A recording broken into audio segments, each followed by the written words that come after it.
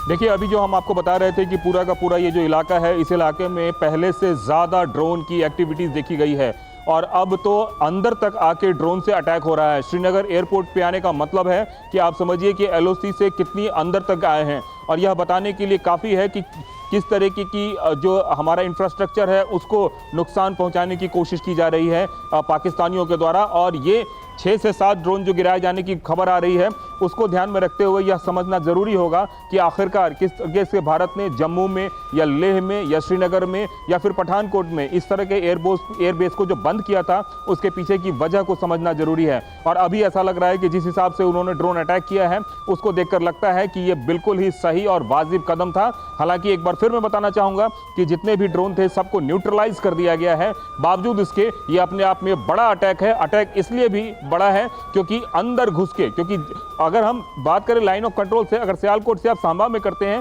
तो 10 से 12 किलोमीटर की दूरी है, लेकिन श्रीनगर में आप जाके कर रहे हैं तो इसका मतलब है कि काफी अंदर तक घुस के आप ड्रोन अटैक कर रहे हैं। और टाइमिंग समझना पड़ेगा निशांत आपको। देखिए, राजस्थान की टाइमिंग कुछ और रखी है, पंजाब की टाइमिंग कुछ और रखी है और जैसे जैसे रात बढ़ती जा रही है वैसे अब श्रीनगर में अटैक हो रहा है। आप तो जो बता रहे हैं, लंबा टाइम जो बता रहे हैं, जो कि कल देखने को नहीं। ये अपने आप में एक चिंताजनक खबर है, लेकिन मैं आपको बताना चाहूंगा फिरोजपुर के खाईफे में जो गांव है वहां पर जो हमला किया गया वहां पर अब सब कुछ क्लीन कर दिया गया है, लोगों को अस्पताल में ले जाया गया है। ये वीडियो मैं वहीं का दिखा रहा हूं, फिरोजपुर का खाईफे में जो गांव है, ये वहां की खबर मैं आपको दिखा रहा हूं। वहां पर हमला हुआ था, अब इसके बाद के विजुअल्स भी आ रहे हैं, लेकिन अभी जो इंफॉर्मेशन हमारे पास आ रही है, अब सुमित, श्रीनगर पे आज फोकस ज्यादा है, श्रीनगर पे ज्यादा हमले किए जा रहे हैं, क्या खास वजह? देखिए, बिल्कुल मैं आपको यही कह रहा था कि कल के कंपैरेटिवली अगर एक चीज और पाकिस्तान ने ऐड की है तो वह है कश्मीर का इलाका। कश्मीर में ना सिर्फ श्रीनगर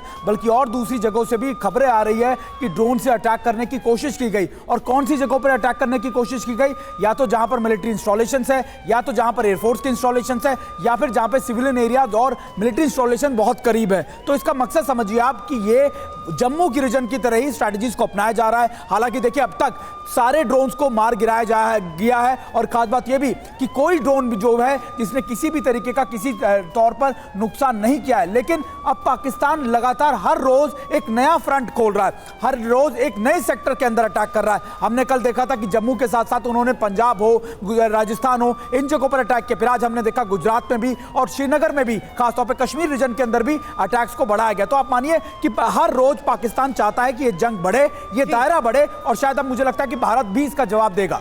लेकिन इस वक्त सबसे बड़ी खबर यह है कि पाकिस्तानी सेना के प्रवक्ता ने कह दिया है कि अब जंग शुरू हो चुकी है।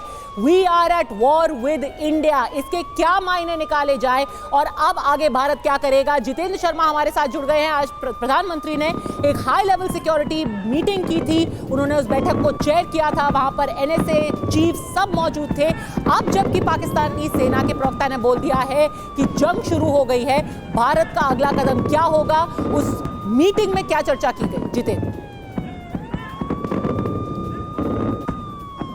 जी बिल्कुल, देखिए, भारत की अपनी पूरी तैयारी है जवाब देने की और इस बार मुंह तोड़ जवाब दिया जाएगा। अब से कुछ देर पहले श्रीनगर एयरपोर्ट के पास ही 6 से 7 ड्रोन को हवा में डिस्ट्रॉय किया गया है।